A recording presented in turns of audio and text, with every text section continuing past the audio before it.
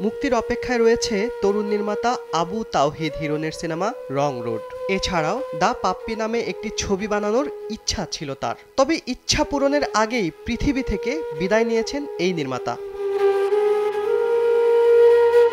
Cinema মুক্তির আগেই পৃথিবীর মায়া থেকে মুক্তি নিলেন তিনি।